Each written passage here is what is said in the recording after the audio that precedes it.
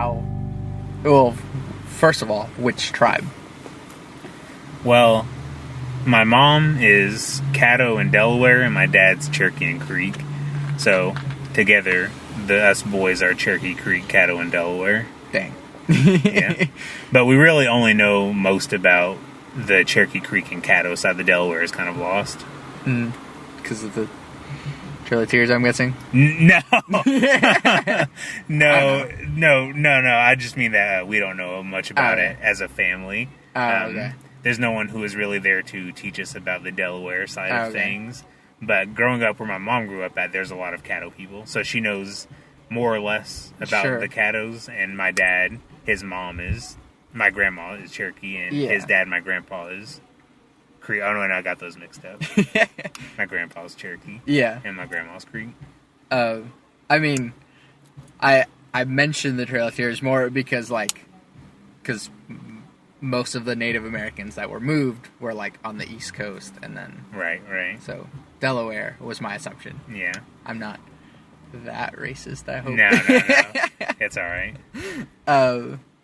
And so, what are some trends that are sort of, like, a constant in those cultures? Something you really, I guess, find... And this is just... From what I've observed, I'm not an ethnologist or anything. Yeah.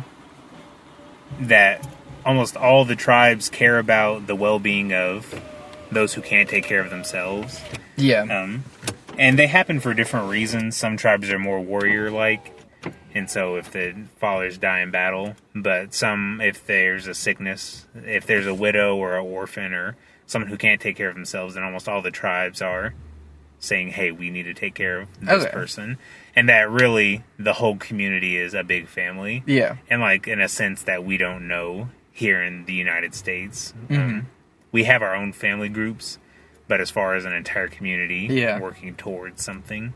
We're generally, like, tiny tribes of just kind of not even really extended family anymore. Mm-hmm. It's really just the immediate family, and then... Oh, our uncle's a bum, and just kind of screw that guy. I mean, how big did the tribes get, like, themselves? They're supposed to... The larger tribes were supposed to have numbered in the millions. As for what the exact numbers are. I don't know. Because I think that... dang it. Corey brought it up in a previous podcast, but there's a number to where humans can remember a certain, like, amount of people, and it's somewhere near 100. And so I would imagine that as the tribes themselves that, you know, sort of calls themselves Creek or Cherokee or whatever, they would, you know, sort of, yes, be the same tribe, but sort of have smaller communities within it because...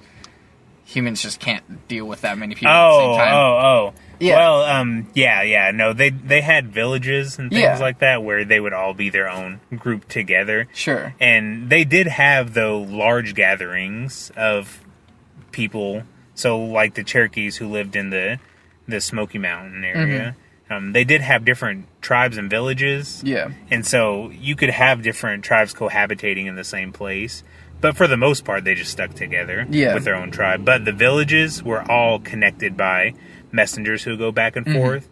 And so even though you harvested and hunted separately as a village, a couple of times throughout the year for different ceremonies, like the green corn ceremony, they would all come together at certain locales, like the villages would move together and celebrate together.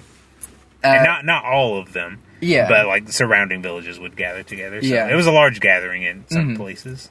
At what point do the villages or, like, different tribes sort of, like, go, hey, you're not like us, and so, like, because I don't know how concrete the distinction is between, oh, we're Cherokees and you're Blackfoot, and so, like, we're not the same, because once it gets large enough, can they really even tell? You can tell different tribes based off of a couple of different things. As far as how they live together, though, it is definitely broken up by territory, that different tribes inhabit different territories. Yeah. And for the most part, it was known amongst them that, hey, this is their place and this is our place. Okay. And so we just stay here and they stay there. And it rarely ever got conflictive. Yeah. Unless there was a shortage of resources. Exactly. And they weren't willing to work together. That was usually whenever combat happened. Yeah. That's something that, because Ryan mentioned in Sex at Dawn that early hunter-gatherers, like, didn't really have a lot of reason to have war or conflict, especially because what's there to fight about whenever you have more than enough to eat? Right. More than enough, So, what? You're here, so, yeah, why not? Let's just share until there's not enough. I would imagine that's just...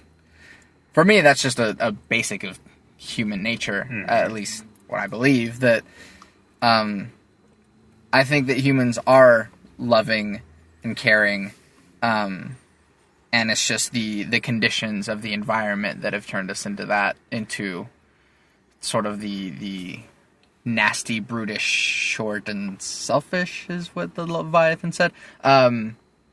That... I don't know, this perception that humans are like death machines or whatever.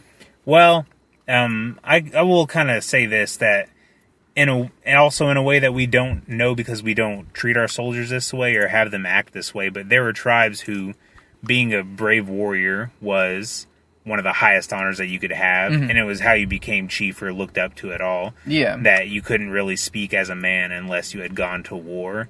But war as they knew it is different than war as we knew it. The wars were never fought to totally exterminate a threat. They were usually fought just to settle a dispute. And that even the fighting itself is different than we know it. The fighting that we do with other countries is rarely done just to maim or to pacify. Usually we go right for the kill. Yeah. And that with a lot of different Native American tribes, and I'm thinking of Plains tribes specifically, they would do things like count coup, which is during combat, if you were fighting someone or if you had like snuck up on somebody and you could obviously take them out, the person who was attacking would touch you on the shoulder and then you would know that you could have died right there. Yeah. And so it's your duty as a warrior. This is like a code or oath amongst the warriors that you're supposed to leave the battle and not return. Dang. You're counted as having been able to have been killed then. Yeah. And things like that get you war honors. Most people think of like the headdresses when they think of Indians. Usually for tribes that use headdresses, each feather is a war honor. And so if you count coup on somebody, then it's essentially acknowledged that you could have killed this person. Yeah. And so in fighting, in combat, you had the chance to spill blood, but that you didn't. It speaks to your ability to be a warrior, but also to your mercy to not kill somebody. Yeah. But the fact is that they still did kill each other sometimes, though. If you didn't have the ability to count coup, if you had two guys who just weren't going to back down from each other, then they did fight, and they did fight to the death. Yeah. But usually combat like that didn't happen, though, unless there was some kind of dispute. It was never fighting just for the sake of fighting or to gain more power. Yeah. You didn't do it just because you wanted something that someone had. It was because either we're about to die and we need whatever it is that they have, or they did something to one of our people and we have to settle this. And it is usually always talked out. You never fought there were no skirmishes. Yeah. Everything was talked out and politicked that if we can avoid fighting here, then we will. But, it didn't always happen like that. Because, it's strange to think that, at least from my point of view of how I would like humanity to be, is that, avoid war at all costs. Yeah. Avoid killing at all costs. And so it's hard to think what would happen, or I guess what did happen between tribes that sort of had pretty much everything that they needed, but just, maybe cultural, dispute, disrespect, or just why would someone, go over here and kill one of these guys or something to start a war. it's hard to sort of think of the initial fire starter in sort of the war of that eventually became the idea of human nature, you know? I mean, I think that it would probably have begun with resources, but as sort of culture expands and sort of we put value in things that are not as concrete, I guess. I describe it as culture because it's something that's not quite so like live or die, but it's something that you appreciate. So certain things like rituals and stuff that, you know, a more advanced society would have, you know, developed like a tribe, but whereas if you go further back in evolution, that you have something more like just a hominid type human that would just not really know anything like other than just kill a thing and eat it. Like, and so again, I'm just going to what I think that, you know, once humans got much smarter and started developing these cultures and these tribes in the way that, you know, as we know Native American tribes to be now, I think that, you know, the culture and stuff that becomes so rich comes from a very like intelligent place rather than like the stupid idea that like white people have of like the savages, you know. Sorry, there's like the big rant there. That's all right. I don't know. What do you think? About which part? Any of it. Give me something to start off with. I guess there's a bridge between what became sort of the pre-human nature, like, or the civilized part, and I mean civilized at least starting at like language. Well, I guess that's kind of where you would run aground if you were talking to someone who believes like the old ways. They would say that the Indians, Native Americans, Native American is kind of an outdated term now too. They use the term First Nation people. Okay. And so if you were talking to like an elder, they would say that the people had always been there, that there was no that there was no caveman or animal form pre-human. They would say that there were worlds before this one, and the people were there also. Yeah. But that their multiple tribes have the same stories about like a world destroyed by water and a world destroyed by ice, and that like the one to come will be destroyed by fire. That there were people before and they got too greedy or they were doing something wrong. Yeah. And that they were essentially, the world was cleansed. Yeah. That's also a common belief, is that Mother Earth Mother, whatever you want to call it, is a living thing. Yeah. That it's not just a hunk of minerals and a molten core, but that it has its own like heartbeat and rhythm. Yeah. And that whenever people pollute it or do too much to it, it has ways of cleansing itself, just like our bodies have ways of cleansing itself. And so that people did something to upset the balance before, and the earth had to renew itself. And that each time that it did, that the creator or God or whatever you want to call the great above formed man out of the dust as he is and set them in their places. Yeah. So there really is no knowledge. They have knowledge of their pasts. At least they did back then. Yeah. And they kept them by winter count. And it did stop at one point, but everything like whatever you want to call their culture, agrarian or hunter-gatherer, the stories get a little blended together, but they also have their like unique distinctions too. Yeah. They say that they go back to the time whenever men could still talk to plants and animals. Yeah. And so as far as the elders, or if you're trying to follow the traditional beliefs, as far as those are concerned, people have always been the way that they are. And that the rituals that we have, they don't necessarily stem from, like, the sun rises and plants grow and unfold whenever the sun comes up. So the sun must be responsible for the plant growing. It's not like the rituals developed. Now we have like a sun dance based around that. There are, and I don't want to like talk too much about this because I'm no expert. You're not supposed to if you don't know a lot, but that the shaman, quote unquote, medicine men, medicinal healers, herbal practitioners, they have a lot of names, but that they commune directly with a spirit world. And it's not drug induced. Like a lot of people think that there's a thing called like peyote church, and that you don't have to be on herbal substances, but that there are guys who communicate with the spirit world. Yeah. And so if you're taking it at that fact that if they talk to something outside of our realm of existence, something non-material, and they tell you that that's how it was, then you're inclined to believe that that's how it was. So, I mean, science says a lot of things, but there are a lot of things that it can't explain that Native Americans take on faith. Like, they can't find the missing link, and they can't explain, you know, they can find hominid species in different parts of the world, their fossils, but no one can explain how Homo sapiens, as we are, just magically appeared all over the planet. That if we had really lived in, like, civilizations like we do, and we developed similarly on different continents, that you would find the same skeletons and the same amount of fossils in the same volume all over the world. But finding those more primitive, ape-like or mammalian skeletons, that those Native Americans would say those were something else. That we people, as we are, people in Africa and Asia and Europe and North America, South America, that they were all put there, that we all were placed where we're supposed to be.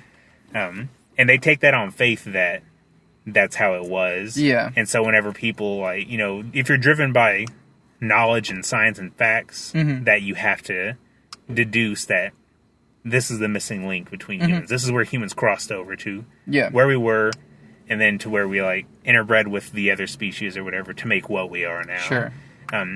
You can't say for sure that, you know, what it is until you find out. Yeah, exactly. But Indians take a lot of things on faith like that. And I'm no expert on, you know, evolutionary biology or anything, so I can't say that I do know or that I don't know enough about. No one knows. Yeah, so no one knows as far as science is concerned. No one does know. And I don't know even remotely enough to, like, take a jab at it, so I'm not even gonna. One question that does come to mind is that how do you sort of intermingle your Indian heritage with your faith? It's a very hard issue to tackle. My grandpa, he was a avid churchgoer before he passed away, but whenever I would ask him about it, he would say that Indians had their own faith before colonial Christian faith. But he was a follower of Christ. And so I would kind of pick his brain as to how he could reconcile the two. And he could never really give me a direct answer. But maybe his answers were, in their own way, something for me to figure out as my life goes on. But he would talk to me about, like, the stomp dance faith of the Cherokees, that they would gather for their stomp dances, and that they would go to water, which is like a cleansing, right, that you do before and after things like that, and that you commune with the spirits in a sweat lodge. There are a lot of different things that the Cherokees did, and so none of those are really seen by colonials as, you know, faith. They just thought that it was, you were doing it just because it's what your tribe did, and it was a dirty, uncivilized thing that you did. They didn't see, like, the logic really, or even what it was that was actually happening. They just saw that this is different than what we do, and what we do is right, because Jesus was right. But, and a lot of chiefs, at least, that I've read, at least as far as, like, Chief Joseph and Sitting Bull, they would say that they were better Christians than the white people were before they got there and learned about Jesus. As far as trying to not kill, to not steal, to not blaspheme the creator. Sure. All those things Indians were already trying to do. Yeah. Respect your father and mother. All those things they were trying to do before they learned about the 10 Commandments. Yeah. Not because, they just developed it, but because they were brought up and told by their people and by their medicine men that that's the right thing to do. That's how you're supposed to live. Yeah. It's better for everyone if you live that way. Exactly.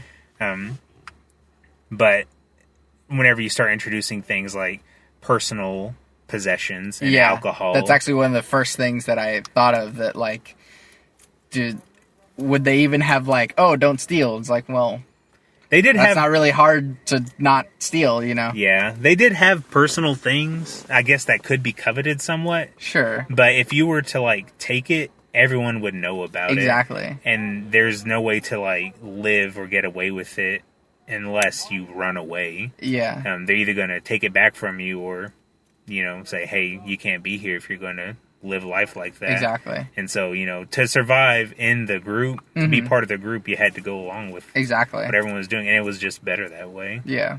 So kind of a twofold. So, I mean, what parts, like, what's kind of some of the bigger things that you take out of that part of your culture and that you also sort of bridge?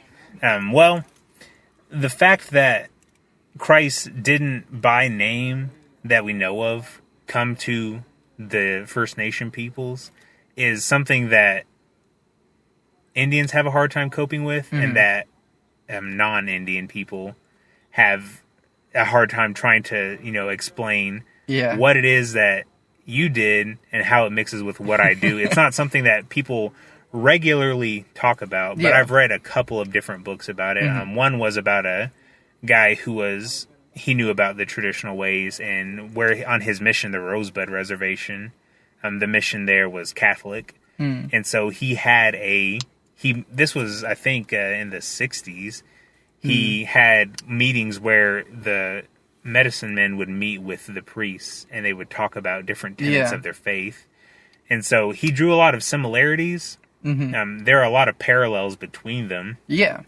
Like, there are Christ-like figures in a lot of different Native American lores. I feel like that's something consistent in a lot of religions, that there's someone who like sacrifices themselves for others, or there's a lot of like virgin births even, but not in the same way that I don't know, just interesting the trends in cultures and religions that happen that way. Yeah.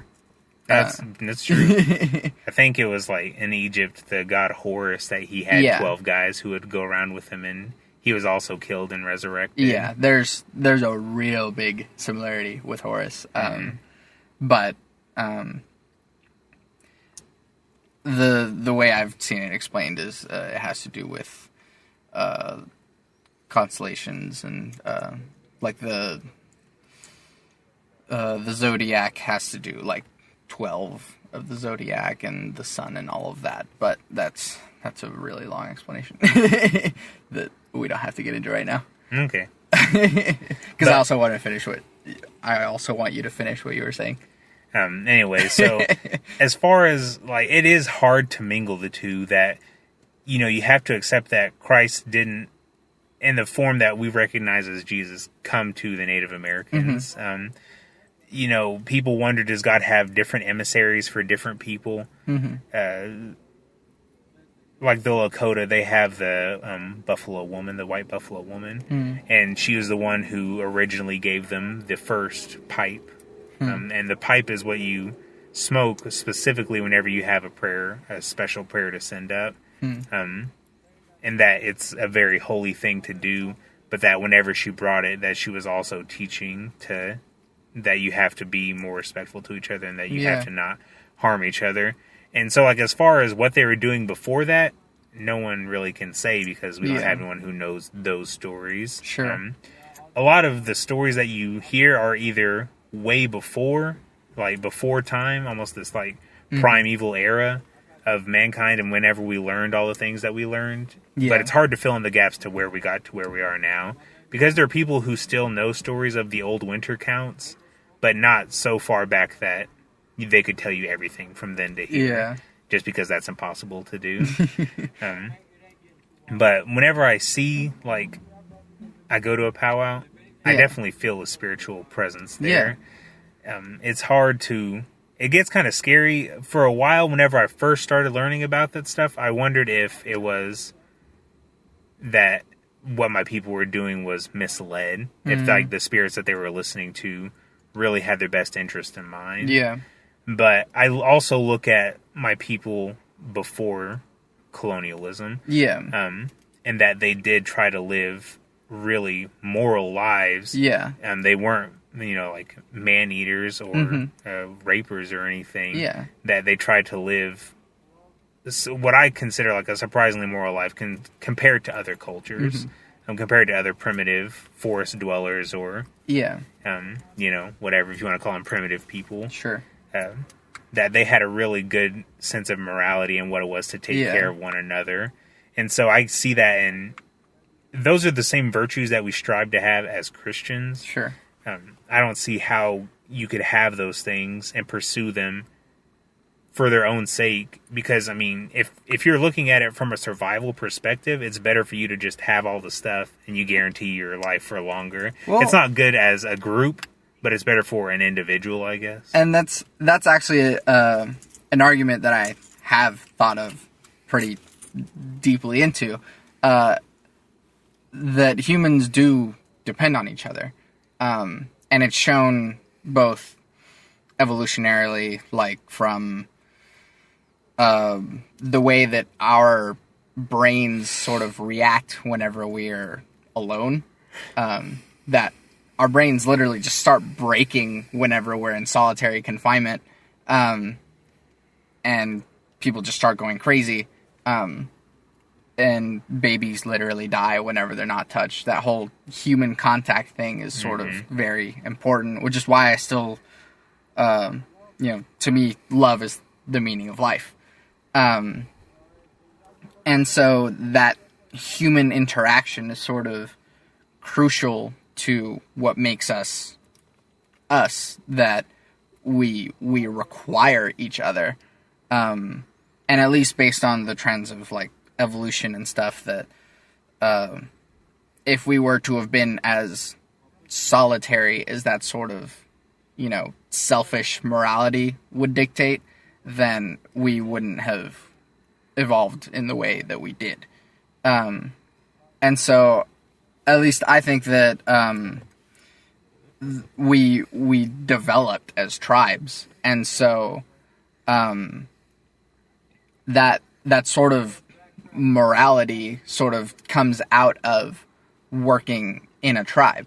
And so starting from the simple logical perspective of just, I can do this many things, but if someone else does this other thing, then we both get more out of it with each other.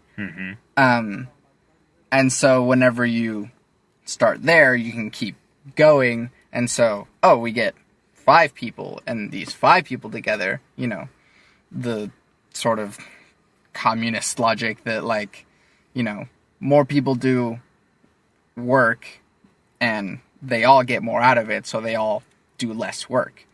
And that continues to work as a community. And yes, as it breaks down, like, one person can be more selfish, and then that balance sort of starts to break. But that's why you sort of put in place these moral sort of rules that go, hey, if you do that, you're kind of screwing it up for everyone. And so that's sort of consistent, I think, in sort of tribe thought.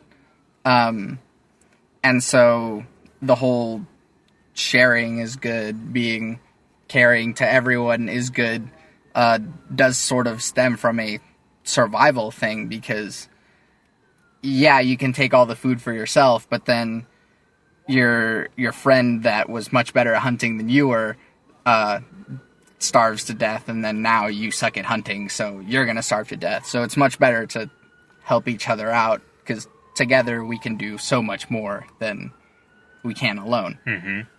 I kind of have I think that that idea, that thought process, the train of thought that you're going on is correct. But that, like, because we're human and we're only limited, our sphere of influence is very small, and we do have that ability to care about others and want to share with each other, but I feel like it only extends to our sphere of influence, like the people that we care about most. Just because whenever you know the people that you know, but whenever you come up to someone new, you don't know if you can trust them or not. Sure. And if everyone had the same idea, the same mentality that we're all human and we're all in this together, then it wouldn't matter. Yeah. But because we don't, we come up to someone new, and if they're unfamiliar, we don't want to share with them because we don't know who they are. Sure. Or what they're like, and if they're going to share equally with us, if we're just going to dump our resources into someone who's not going to return. It makes you want to be greedy and just share with your people around you. But the logic extends, like, if I have that same line of thinking, that and I arrived there just through logic, like, this is the way that things have worked, and so that's how that came out. And so I don't think that anyone else should be too far from that themselves either. That I'm not that different. I'm not a unique snowflake. I'm not. There's 7.1 billion people on the planet. So other people can reach that same thought themselves. They can. But I mean, as humans, though, we're prone to impulsive selfishness. Like you said with the hunter-gatherer, yeah, if you think about it, your friend who hunts really well can help you ensure both of your survival for a long time to come. Mm-hmm. But in the moment, whenever you're both hungry and you have the opportunity to fill yourself, I mean, unless you've been strictly taught and thought to, act otherwise, you're going to want to just take the food for yourself. And not that it's the right thing to do, but just that it happens. Sure. And it did happen with Indians, too. I mean, yes. The morality was there, and it was, as a tribe, it was a tribal thing. Mm-hmm. That's why they were able to have villages and tribes. But that you couldn't... But if someone was new and strange, you had to learn about them before you could just give up your things to them. Like whenever they would fight, if they had to fight other tribes and they took like prisoners, as they would often do instead of just killing them, you would be inducted into the tribe once you were deemed trustworthy. Yeah. And so like we should all give each other a chance to, sure, but that just because of how we are, our impulsive selfishness will lead some astray. I mean, like the few weak links in the chain keep everything from coming together like it should, and it should come together like that. Yeah. I mean, I find it perfectly okay to have, to be a little skeptical of novelty. But that is also what drives us forward. Also on a purely genetic level, that if we all just kind of stuck in one tribe that we just knew the whole time, then we would just become inbred and genetically deteriorate. And so what it seems is that there is a level of expanding and embracing the novelty in order to continue moving forward. If you can make your mind think as a group that we should do this, absolutely. But I mean, there's no, I think of if we're going to go like to nature, in nature, there's no group that for the good of the species gives up or works together to help itself answer the closest thing I can think of, and there's only one of them that reproduces. They act more like a singular animal. But like if you have praying mantises, they're going to eat each other. They would eat each other to extinction if they had to, because they don't have that higher thought process just off of their instinct. But cells don't have a thought process at all, and they do that in your body right now. They do. I think I talked to Livy about this before we had recorded, but there seems to be a trend towards wanting to act as a single organism as humanity. That I think even the goal of like the United Nations and like world peace is to sort of act as a single organism. In the same way that our bodies sort of regulate and work with ourselves, regardless of, like, the thought process behind it. It's just, hey, this is what needs to happen so that we function. And it's not even...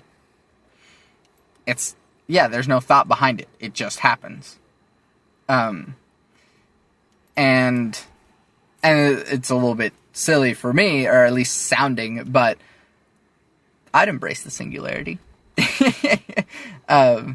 If the robot overlord that has infinite knowledge is like, hey, assimilate, I'd be like, okay.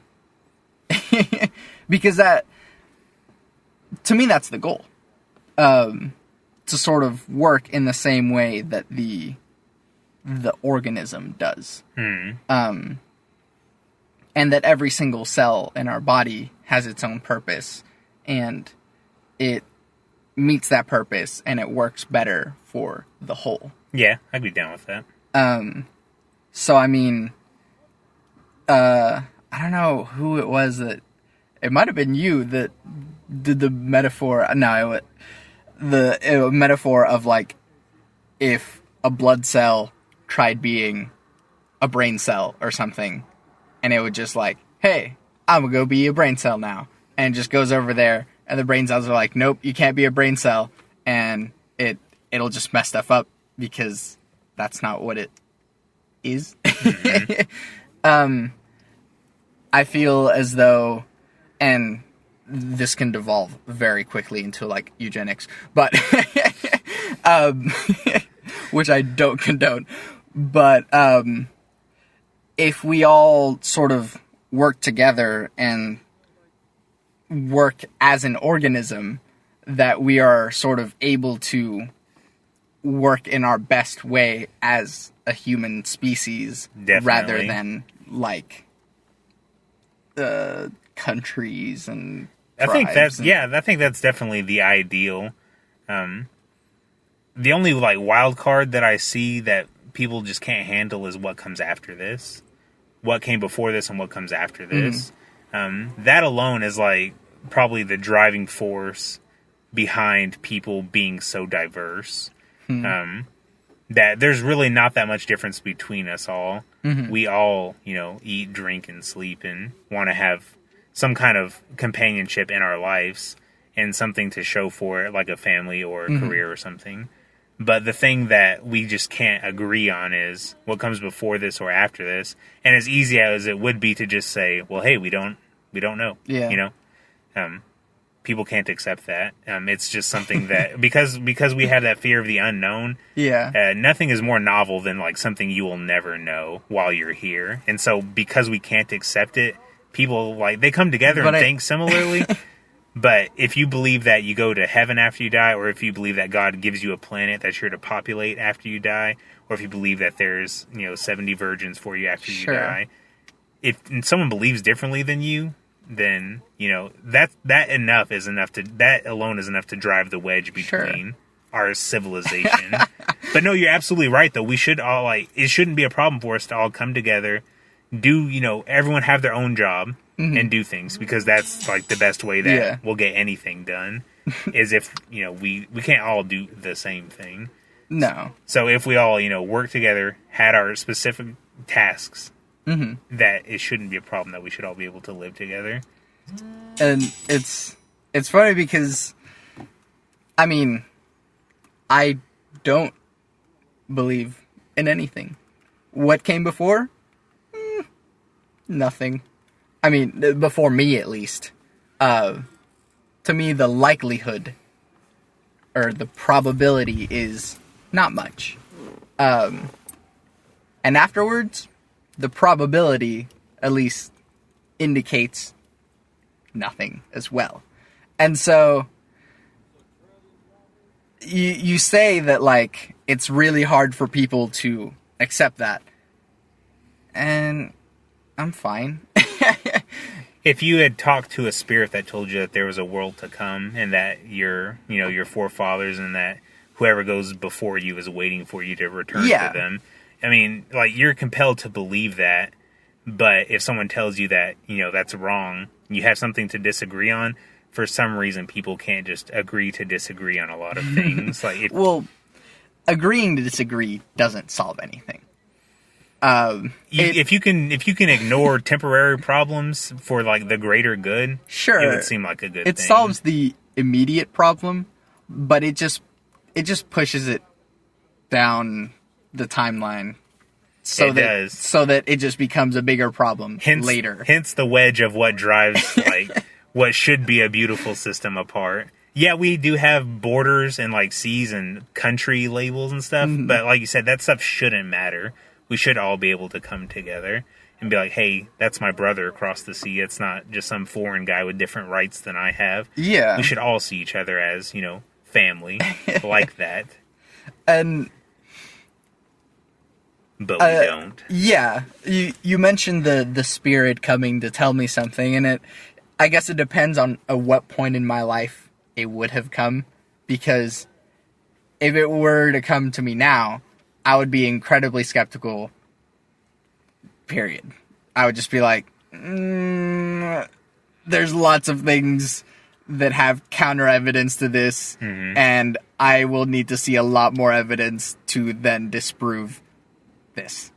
Do you think that people could ever have a limit of when the skepticism ends, though? Like, there's a lot of Christian miracles, too, like non-native based things that happen, but everyone has an explanation. How many times does like the impossible have to happen before it and no longer becomes explainable away that it was indeed an outside force that involved this? There are numbers that you can run, but for some people, the odds, no matter how insurmountable, there's still that one in a Googleplex chance. Well, quantum physics dictates that probability is just a gigantic. It's just everything is probable, at least a little. There was a joke in Big Bang Theory that Penny told, and it was a man sits at a bar for a while and offers a drink to the stool next to him. And the bartender has seen this for a while, and he's like, why is it that you always get a drink for the stool next to you? And he's like, well, I'm a scientist, and probability dictates that there's a tiny chance that the atoms above the stool there could suddenly materialize into a beautiful woman to whom I would have offered a drink already. And then the bartender says, well, couldn't you just talk to a woman? He was like, yeah, but what are the chances of that happening? That's a good one. Yeah. But I mean, if that's your logic point, then like, why pursue anything then if everything is just equally possible? Not equally possible. Not equally possible, but if anything is possible, like, is there any way to have something besides logic that dictates, what you do if there's a small chance of anything happening? Like, how many times does that small chance have to happen before you know that it's not just happenstance that this happens? Well, yeah, that's probability. You can just compare numbers. And so, how many times do I let go of something and it fall to the ground for me to go, all right, whenever I let go of something, it'll fall to the ground. And, the more that we explore and go, well, what about if I'm in space? And let go of a thing and then, oh, look. So there's lots of variables constantly going into a big mess of what our experience of the universe is. But there's a book by Lawrence Krauss that I listened to, but not very attentively because I'm not a quantum physicist. And it basically said that there's a really good reason for why scientists have this belief that the universe came from nothing. And he explained a whole bunch of science that a whole bunch of people have worked on, and it went mostly over my head because I'm not a quantum physicist. But what it did tell me is all right, there's a whole lot of science behind this that I don't know, and they kind of have been doing it all their lives and kind of know what they're talking about a lot better than I do. So, coincidence is probably just that. At least, and I say probably in that sense of the word. Mm-hmm. That probability is just that. And so that I do sort of base my beliefs most logically off of that, in that what the probability, what the likelihood of things seem to me is, all right, this seems more likely, this seems less likely. For me to be driving home and experience a purple elephant in the middle of the road and hit it is much less likely than me just driving home. Mm-hmm. And if I were to believe that a purple elephant was going to appear in the road between Memorial and 122nd on Council, then I would take a different route home. If I actually believe that. Mm-hmm. But I don't. And that's kind of where belief bridges into behavior. And so sort of to bring that back to what we were talking about, like human nature and why humans don't connect in that way, it's our beliefs very much do affect our behavior and how we act, how we treat each other. And so if we do believe that black people are inferior to white people, that affects our behavior in the same way that believing that your wife is at home. Those are two beliefs that you can have, and one of them is more true than the other. Does that make sense? And so, for humans to come together, there is a number of these beliefs that do need to come together so that we can actually interact better as an organism. Does that make sense? Well, I guess there's one more thing. Like, for people to live together, they have to act harmoniously. Yes. They all need to do something that contributes to the greater good. Mm-hmm. And certain things need to be covered before others, like food, water, shelter. Of course. But all of those things, when done together, they produce a community that, acts like an organism. Yes. You have to wonder to what end. And in that, if love is the meaning of life, then, where does it spring from? Where does it come from? Mm-hmm. In a world, in the natural world that is, very lacking in love. There are millions more organisms that don't show love and compassion in a way that we recognize. Yeah. Than ones that do. And there are others that do. Yeah. But for something like that to exist, to become a very efficient machine, you would have to act like an organism. Yeah. But showing compassion and love, those aren't things that just make things better. Emotions cloud the judgment of people, and love is one of those. Love can make you do ridiculous things, but so can hatred. But the fact that both of those are there to mess with your brain would dictate that to be an emotionless person and work for the better of the community is much more efficient than what it is to have emotions and to care. Whenever I think about a community that loves each other, they're bonded and they mourn whenever someone dies, and they cry tears of joy whenever there's a new life added. Of course. And at least in the communities that I like to think of. But that they don't just say, welcome, new citizen. Welcome to the machine. You will have a job placed for you, which will better the environment. Yeah. Try not to get too attached because that just messes with your job.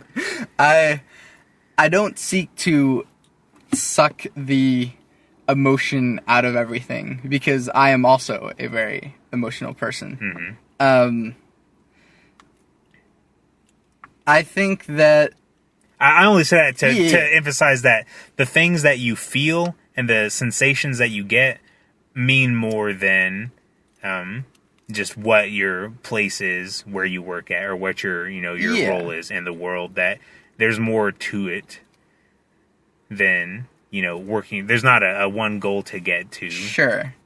To me, at least, is because I like it. I like it too. It's enjoyable. Yeah. Being with people and contributing to each other, caring for another, showing compassion towards one another is enjoyable to me. It is. It brings a sense of fulfillment. Yeah. And, you could explain it to death to where it's no fun anymore, or you could just enjoy it. I do a little of both. And, at different times, it's also enjoyable to explain it away to death. I think you're unique in that way then, Santiago, because, to a person who, has to boil it down, there is no middle ground, and you can enjoy the sort of middle area. But if you are only based off of cold, hard facts, then we should be machines to further better, the community as a whole, and that not cloudy with emotions. But someone who's contrary to that would say, why would you only do that? Life's meant to be enjoyed and fulfilled, and to think about everything logically. You can't explain my love and the feelings I have, but I want to have them anyways. Those are two opposites that you can seem to find the blending in, but I think that you're unique in that way that I haven't seen in other people. Whenever I think about things like that, that to me blends a lot of those together. I try to live in that space because things do have to happen for a reason. You do things to make other things happen in the world. You want to influence things so that they happen the way you want them to. But that some things can't be explained. And I don't think that the people who have to have a reason for everything can accept that love and emotions are there for whatever reason they want to have. The only thing that I know is, and I say that I know this, that God gives us these emotions, that there's something from the above. We're not driven by instinct. That animals do a lot of what they do because it's their instinct to survive that way. They make choices based off of what they think will help them get to the next day. And so also the driving force of life, that they have offspring. It's not enough for them to just enjoy their lives, quote unquote, to eat their fill and be safe for the night. That's not what they live for. They live to have offspring and move on in the world. They know that their time is short, that they need to have offspring, and that they'll die and their kids will live on. Sure. But that we're not driven like that. We do want to have families and communities or something similar to that, whatever it may be. But that we're not driven solely by that. We do have love and hate and bitterness and joy and all these things, the feelings that you have, the love for your mom or for your dad or for your brothers or sisters, that all those things can't be explained. I can't explain those with logic and numbers as much as I would like to, because then maybe you could make people believe that they're supposed to feel those things. I think I can, but continue. I feel like if you're a numbers person and if you can only think logically, and I don't think anyone is a robot at birth, but that if you're going to feel that way, then you have to live in ignorance of your emotions. You can acknowledge them, that they're there, but you can't explain them. Therefore, you just have to accept that they're there and try to explain everything else in the world, which is contradictory to what that person should be doing. They should be trying to explain everything with numbers. So you have to live blindly to one thing while trying to explain away every other thing with something else. I can't live like that. I think there's... And I'm not saying you live like that. No, yeah. There's a leap happening there. And you're making the leap between cold, hard facts and not feeling anything. And facts don't feel anything because they just are. Mm-hmm. But we do feel, and we have to live with facts, whether we like it or not. Right. And another fact is that we do get to enjoy things. That's a fact. Mm-hmm. We can enjoy things, or we can't. You know, that's still within the range of possibilities. Another fact is that nice things are nice. Mm-hmm. At least from my observation of the world. I like nice things. Yeah.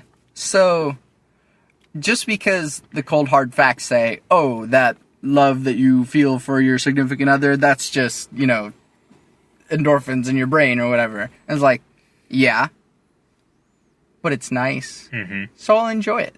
Like, just because there's a reason for it and just like an answer for it doesn't take away the good experience that comes from it anyways. But see, like, I don't think that everything can be explained. Like, I could see how you could explain love, that it's some kind of bonding mechanism and it makes you want to ensure the survival of your offspring better. But what about hatred and bitterness? Those don't ensure the survival of your offspring. You're more likely to make a rash decision and get yourself maimed or injured, which will hinder you from also helping your offspring. There's things that I really can't explain other than they're like a perversion of your natural feelings. I mean, I can't explain all those away. And so, like, I'm trying to rebuttal both camps that you can live with emotions, but like you said, you still have to accept that there are facts in the world. Mm-hmm. Not everything is faith-based. Some things are just because of RNG. That's just the way it happens. But also, if you're trying to tell me that science can explain everything, like, explain all of our emotions. I can't see anything to explain all those away except for, to me, that explains is that they're the fingerprints of God. Sure. That God gives us emotions and we're not machines just driven. To me, neuroscience is getting really, really close to that. Mm-hmm. And yeah, there's a lot there. And I mean, and again, that still does not take away from the fact that I enjoy having friendships with people, and I enjoy playing games with people, and I enjoy hugging my girlfriend. Like, I still enjoy those things. I'm a very emotional person. I cried twice watching Little Prince the other night. But, and then afterwards, Sable and I were like, that was good. And yeah, I could still break it down and be like, oh, well, these things connected to these things in my brain and blah, blah, blah. And there's some answers that we haven't pinned down yet, but are pretty close to. But I still enjoy it. The facts don't take away from how nice it is. Mm-hmm. And so, and I don't want to detract from what other people believe, because that also makes them enjoy the world, and it also has them be better people. There's one of the biggest reasons that I'm not like a horrendously like militant, annoying atheist is because I enjoy having friends. And if I were to just do that all the time, it would be incredibly annoying for my friends and for me, because I would have to go through that rigmarole every freaking time. Some people seem to enjoy it, though. Gosh, I don't. That's what they like in life, though. It's just not worth it. But one more thing. So we have these feelings that we get fulfillment from. Mm-hmm. Helping each other makes us feel really good. Yeah. And it's good for us. Mm-hmm. It helps everyone. You know, whenever we help each other, everyone benefits from it. There's no harm done. But why do we feel that way? Why are we inclined that way? What moves us to even want to be a helpful, quote-unquote, people? Like, we could just, according to, like, you know, probability or whatever, like, we could get the enjoyment from slaying each other, that our purpose, our feeling, our fulfillment could be from killing each other. And there's no doubt that as far as like vengeance goes, there's a sense of fulfillment. Mm-hmm. If someone does something wrong to you and you get them back, you feel better about it. Yeah. But someone suffered at the end of that. What we consider suffering. Yeah. If there was another culture where they consider suffering living, that it's your job to exterminate life because life is a terrible thing, they would get their fulfillment from killing each other. The fact that we're all born and without having, being taught explicitly that it's better to help each other, we still feel better whenever we get a hug, mm-hmm. or whenever our mom gives us a kiss, mm-hmm. or that we're held by someone that we care about. Without having to learn or read or, someone teaches or walk it through with mm-hmm. us, we feel those things. We're not inclined. We could just as easily, if it were just up to chance, we could just as easily be inclined to be the slaying race. And the fact that we're not means that, to me, whoever made us, if you believe that, someone else made us, I believe that Yahweh made us, that we're made with those attributes because those are his attributes and we're his children. Mm-hmm. He's not one to just slay his people for no reason and give them fulfillment out of it. That he cares about us and therefore us caring about each other brings us closer to godlyhood. Mm-hmm. To me, like, if you have to explain why we do the things we do, if you could do that, then, as opposed to some contrary nature, that to me would it would just open the floodgates for everyone to just jump on board with being who we are. But I do have, I'm piecing together little rebuttals for each of those little thingies that you're putting go ahead. Go ahead. I mean, we don't have to, because the more we go into it, the less fun the conversation becomes. All right. But to sort of sum it up is that it helped us to continue to be loving as a human species and so on. And so our brains have adapted accordingly. Because loving is how we're wired. No, the other way around. The behavior happened, and then our brains adapted to like it. But only because, going forward with life is what we feel like we're supposed to do. No one's born feeling like they need to immediately die. We're born wanting to continue living. No, I know, but life continues living. The first amoeba cell thing didn't want. It didn't think. Mm-mm. It just wanted to go. It just did. Right. But that's the compelling force, though, is to keep going forward. Exactly. Life. Mm-hmm. And nature has a way of regulating things via survival. So, in the way that if we apply it to, the amoeba, if it went into an acid bath or whatever, or, waters that had a slightly higher pH that would kill it, or lower, actually. Is it lower? Low pH is more acidic. That's right. Okay. Higher is more basic. I took a physical science class earlier, didn't I? But the ones that went into the more acidic waters would die, and the ones that didn't would live. Right. And so the ones that lived just continued not going into the acidic water. Right. And maybe there were some that kind of went into it a little bit and were like, oh crap, that sucks. And so they adapted as it kept going. And so in that same way, the behavior came before the liking it. And so the easiest way that I explain it is that if mothers hadn't learned to love the child, we would have gotten rid of babies so long ago. Babies are annoying, they're loud, they keep us from sleeping, they crap everywhere. Why would anyone take care of a baby? Yeah, that was really the question, though. I mean, the mom wouldn't be there either. Exactly. Like, the first people to figure that out would have died right then and there. Exactly. So the ones that did take care of the baby anyways, that thing continued to adapt in the brain to where the brain put a thing there, and I'm explaining it in very crude terms because I'm not a neuroscientist. The brain put a thing there to go, all right, that baby thing, take care of it so that the future generation doesn't die. But see, here's the difference, though. Like, the link between amoebas and humans is that we have cognizance. That cells that are each individual cells are essentially machines. Though they contain the life force to want to go forward, they don't think for themselves.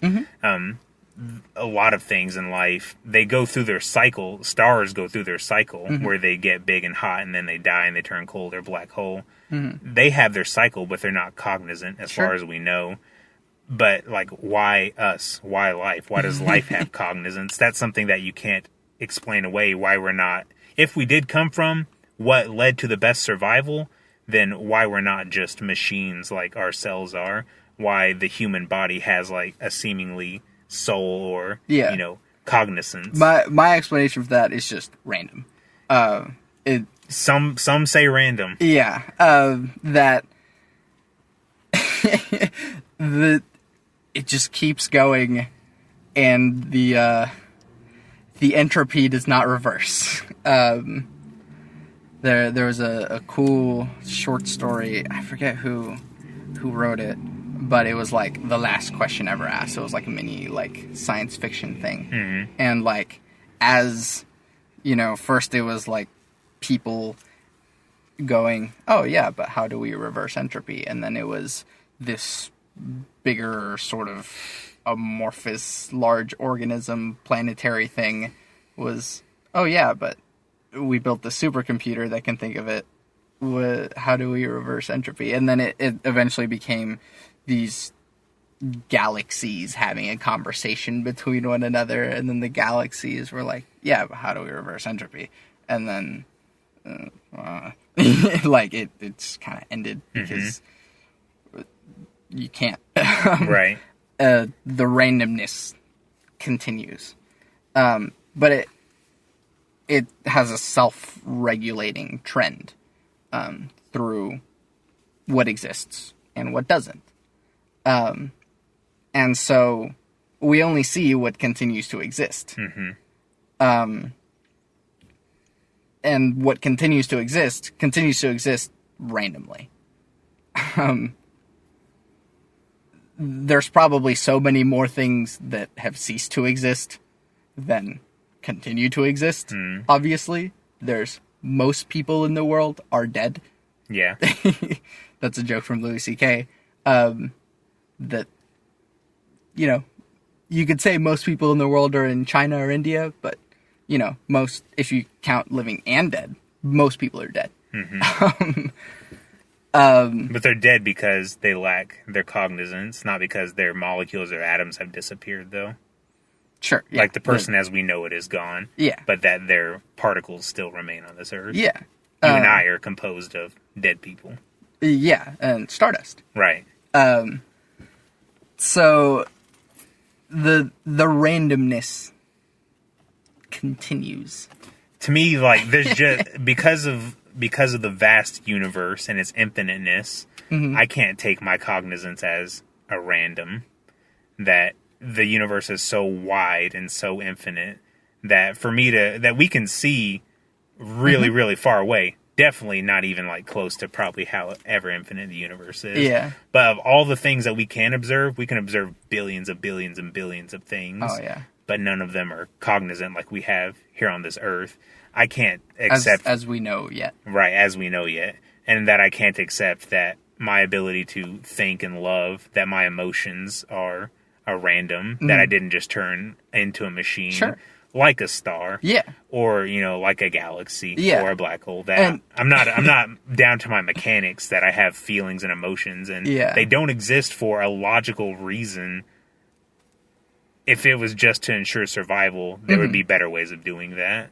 And I'm sorry that this devolved into like this conversation. That's all right, Santiago. Well, hey, I mean, they're getting a feel for who we are as people. Yeah. Because I'm not trying to convince you. No, I'm just explaining myself. Right. And I don't even want to convince you. No, that's fine. What better conversation to really get a glance of, like, how people are than to listen to this one and be like, yeah, I know Santiago. I know Tiger now just by listening to them talk about this. Yeah. It's just, I'm okay with that. Mm-hmm. I'm glad that you are. I'm grateful that you're a person like that. Yeah. Because it's still so enjoyable. It is. Even if it doesn't mean anything. Right. If you can't explain it, or if you can explain it. It doesn't matter because it's still pretty great. Right. Life is pretty great, Tiger. It's good. I can't deny. And I really like it. If I had to choose between living and not living forever. Well, no. Hold on there, Santiago. You're questioning the gift of mortality, Santiago. Well, okay, so not mortality, but if I had to live for a short time, or just not live forever. Wait, live for a short time or not live forever? Yeah, because, like, if I could choose between never having existed and never going to exist, or living for the measly amount of time that I am a human being. Oh. All right, I get what you're saying. I would take all of that, Yeah. 2 milliseconds to 100 years of life. Mm-hmm. Every time. Yeah. It's pretty great.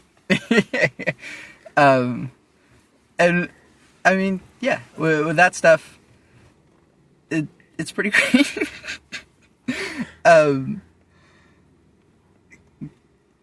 And I don't know, there's a lot of people that are very, nihilistic, that just go, life sucks and the void will eat you, and it's just bad. But nah, even the bad stuff is pretty great too. The fact that you can be there to experience it means something. Mm-hmm. And also the fact that if stuff didn't suck, then we wouldn't realize how good good is. Yeah, you have to have the temperament of both of them. But yeah, I don't mind making this even a little bit longer, just to hear you explain a little bit of Tolkien lore. All right, thanks, Santiago. Well, we can kind of touch about something that was discussed just then. In Tolkienian lore, John Ronald Reuel Tolkien, the father of modern fantasy. John Railroad Tolkien. Anyways, he has a couple of books and like short stories, and a lot of them are compiled into one series or one volume called the Silmarillion. Mm-hmm. And so in it, there's the Valar at the beginning, and they're essentially, like, maybe we would call them angels, but they're more akin to, like, gods. Mm-hmm. And they, through the creator, Iluvatar, who we call Eru, in Sindarin tongue, which is like Elvish language. Remember earlier how I said that, like, you could just take anything in Tolkienian lore and just throw some funny syllables together, and it'll just sound pretty good anyways. Well, he based his language off of the Welsh language, because it was a very smooth sounding. That's the basis for the Elven language. That before he was a story writer, linguistics. The man is a serious champion of etymology, that he comprised just entire languages for his stories. He didn't just make up some words here and there and say that these are the words in that language.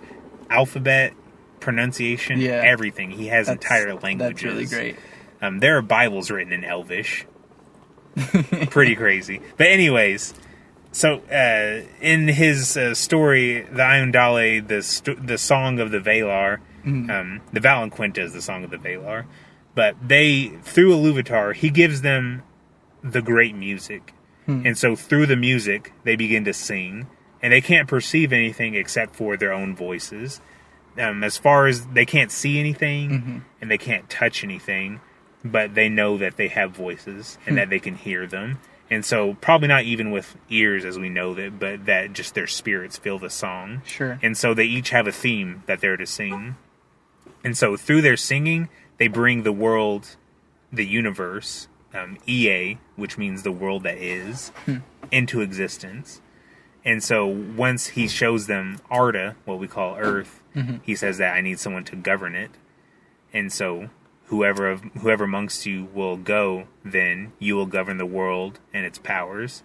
And so among the Valar, there are 7 princes and 7 princesses, or kings and queens, however you want to call it.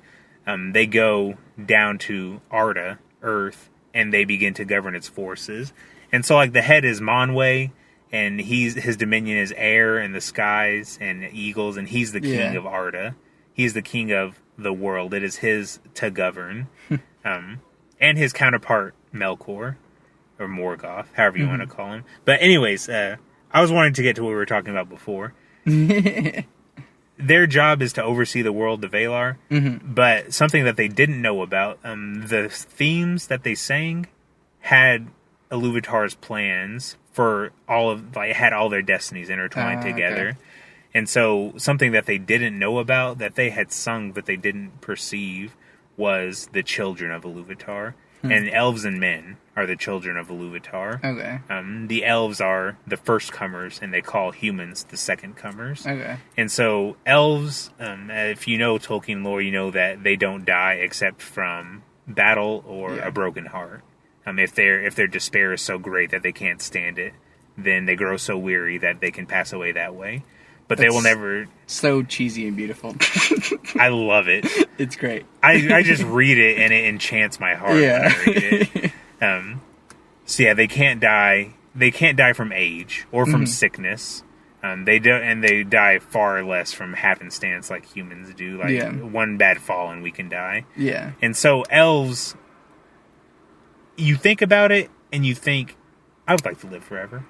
I'd like to live like the elves, construct these grand, edifices and temples in the mountains and these awesome villages in the trees. Who wouldn't want to live like that? Men suck. Why are we like we are? But then you read, and Tolkien is very thorough in his coverage of, a lot of different things that we go through in life. And one of them is the mortality of man. But in the way that humans see it as our time is cut short, we didn't get to experience all the things we wanted to do. Tolkien takes it and he makes it into something beautiful. The mortality of man is a gift. Yeah. And it's called, he uses the word doom a lot. And fun fact, doom just means fate. Whenever we think of doom, we think of something bad that you can't avoid. But fate is what doom is. And so... in Tolkien, he calls it the doom of men, or the gift of men, the destiny of men, that we would live shorter. And because we live shorter, at first the elves perceive us as sickly and weak, and that because we live shorter, that we're not as grand as they, and they kind of question, why did he make us to begin with? But something beautiful about our mortality is that the things that we choose to do with our time and how we spend it are that much more precious to us because they're so short. The elves can't perceive beauty even. We think of elves as the most beautiful people that, they have these intricate woodworks and they have centuries to master fighting and woodcraft and sewing and song singing. The elves are very renowned for their song singing. Can that just all be boiled down into boredom? It's man, that is a really beautiful sword. It's I had 200 years to carve it. I just did it by hand. And, come on. We perceive beauty differently. That what we would see as they're just bored, they're working on stuff. They see it as constantly perfecting their craft. Sure. That they see beauty in the world as things that they make. And it's really kind of hard for them to think about what it means to have a grand destiny and how it affects your life beyond. Because for elves, there is no life beyond. They live forever. They don't have any notion about going to the spirits because they live forever. Yeah. and it doesn't mean anything to them to have, an impact in the life to come. Everything that they do here. It's temporal to us, but to them it's eternal. And so for us, what gives us, the beauty and so much more, where elves would construct a garden and make it so that, these flowers are here and they complement this tree or whatever, we could just take one flower, look at it, and see just how short that it lives, that we see ourselves in it, and that it's so beautiful because it's there, and it's not going to be forever. Yeah. So in the same way that whatever humans they choose to do, it's that much more important to them because their time is short. That's what Tolkien calls the gift of, or that's what Iluvatar gives men as their gift, the gift of mortality, that the fire, they call it the sacred fire, that what we would call a spirit, that it burns within everything, but that in men it burns the hottest, and that it burns so warm that it consumes us slowly. But because it burns so hot, we're more spirited in everything that we do, that we seek more, farther, faster, and stronger than the elves do, or any other thing that has life in it. I think that's something that Tolkien really does well. Whereas we see kind of death as the cheating of our lives, and that it's the end of it, and that it was, so short we didn't get to do what we wanted. But you have to, think that your life is only so short. Do what you want to do with it. Don't waste it away on stuff that doesn't matter. It really is kind of a reality check if you can perceive it that way. A lot of people have trouble reading Tolkien because they say it reads like a history book or like it's a textbook. But his world building is in a masterful class all on its own. I just love everything that he does.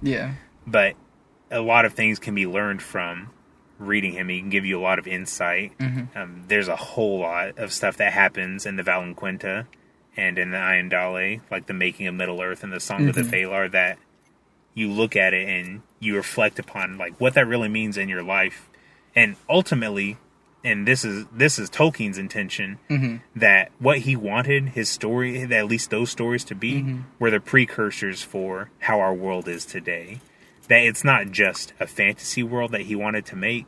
He wanted that to be the origin stories of his people. His people, the Brits, their nation was conquered and resettled so many times by different armies that the people themselves essentially lost their culture. The stories that they did have were from other cultures. And so he wanted his people to have a native lore. And to him, and because Middle-earth, a lot of the places are parallels to where other locations are today, he wanted to set up Middle-earth as the precursor for what our world is now. One other thing, too, about the mortality of men. In the Bible, he correlates a lot of things that happen, specifically Genesis style, to the Bible. He had a lot to do with Catholicism and with Methodism. And so he knew his Bible. And drawing up a lot of the things that he did for the Valenquinta and the Silmarillion, he almost made it so that the start of Middle-earth, you can read it as almost an addition to Genesis. Almost. There's no story of Adam and Eve in Middle-earth Silmarillion. But there is something else that I thought was pretty interesting. In the Bible, it talks about how men used to live for centuries. That the oldest man recorded in the Bible, Methuselah, lived to be 696 years old. Or think it was 960, one of the two. I'm pretty sure it was 600. He lived to be a really long time, and you have to wonder, why don't we live that long anymore? Most people are lucky to see 100. To live for 6 centuries, that would be an incredibly long time. And in the Bible, it explains it that it's very short. There's really not a lot for you to imagine. You just almost read by it, and it just passes you. You don't even think about it. That the children of men, or the children of God, perceivably, they're talking about the angels, came and took wives amongst the women of the land. Some people say it was men, other people say it was angels. It doesn't really matter to me that much. But that these people were the heroes of old and the men of renown. That is literally what the Bible says. And so these guys, whoever they were powerful. Yeah. And they lived a long time. Yeah. Tolkien takes that to a whole nother level in the Silmarillion. There are these people called the Númenóreans, and whenever men come, they do live short lives. Mm-hmm. But the people of Númenor, and they get there through this long, lengthy process. I won't go into the whole thing here. But they essentially gain, like, the blessing of the gods, mm-hmm. and they can live forever. And they become the Edain. And people think of, like, Aragorn, mm-hmm. that he's Edain, or they call him the Dunedain, that he's one of the last, like, race of men that live for a really long time. That's why he's lived so long, is because his ancestors were the Númenóreans. Yeah. But what happens in Tolkien's version of that short Bible verse where it talks about the men who lived forever, mm-hmm. God shortened their lifespan so that they shouldn't live forever. He saw that men were becoming so powerful that he had to cleanse the world, flood style, Noah style. Mm-hmm. And, it's a very tragic thing, but you read by that and you wonder, what could people have done, really, so that God had to, start all over again? Mm-hmm. Think about the splendor that you had to have, the power and the might that you had to possess for mm-hmm. God himself to have to personally get involved to cleanse the world. This is something that Tolkien addresses. Yeah. The people called the Númenóreans, they live in an island called Númenor, mm-hmm. and they're the Edain people. They live for a long time, and they become almost unmatched as far as military goes. Sure. And in Tolkien lore, Middle-earth has this place called Valinor, the Undying Lands. Mm-hmm. At the very end of The Lord of the Rings, you see Frodo and some of the other guys. They get on the boat, and they're going to Valinor. They're going to the Undying Lands. Mm. That is almost like Garden of Eden style in Middle-earth. But in Tolkien's story, the Númenóreans, these men who have achieved this long-lasting life and this unmatched military prowess, mm-hmm. unmatched even by the elves, mm-hmm. They take down the big bad guy. They take down Melkor, and Sauron is afraid of them. Yeah. Like, these guys are some bad dudes. They sail against Valinor. They sail to make war against the gods themselves. Mm. And the gods, they're not like gods like we think of them where they could just, snap your fingers and you die. Yeah. They govern the earth's powers, but they're not in control of your life. They can't mm-hmm. snuff your life out that quickly. Mm-hmm. These guys had so much strength that the gods themselves, fell to their knees mm-hmm. and said that there's nothing we can do to stop them. If mm-hmm. they want to make war on the land, sure, they could, take out some of them, mm-hmm. but it's not their place to interfere with mortal destiny. That's not something that they're supposed to do. Mm-hmm. So they literally have to turn to the Creator and ask him, please do something. Mm. Tolkien explains all that beautifully, whereas whenever we read it in the Old Testament, it's just, these guys were really powerful. God cleansed the earth. And so there's a whole bunch that you can imagine in between mm-hmm. that, but most people just read by it and it doesn't mean anything to them. The Bible says people used to live forever. All right. Well, now they don't. So what? But that it has a lot more meaning to it, mm-hmm. that men had, the power and they had the ability to do masterful things and live forever. Sure. But they still turned bad because of it. And it's all explained really well in the Silmarillion. Mm-hmm. But that's also something that I really like about it. That it connects in that way. Yeah, that's really good. So I guess going with that trend of mortality, I said think of advice that you have for people in the last one. Do you have another one relating to this? Because I have one.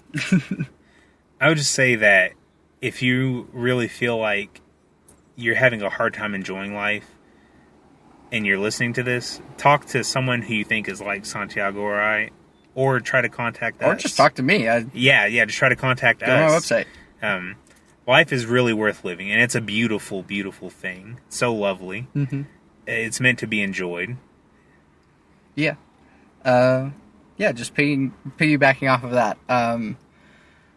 Life has so much to enjoy, and however short or painful it might seem at times, this is the greatest thing you're ever going to experience. And when you make the most of it, it just makes it that much better. that your experience can be just wondrous. And this is, for me, this is the only thing that I think I'm going to get. And so I want to enjoy it as much as possible. I want to have the people around me smile and make me smile. Look around. Enjoy living. Can I offer the other side to that? Go for it. I believe that we're here to serve God, that God puts us here with a purpose, and that, sure, we have heaven to look forward to, but that God calls us here, He puts us here, and that we have a path that we're supposed to walk.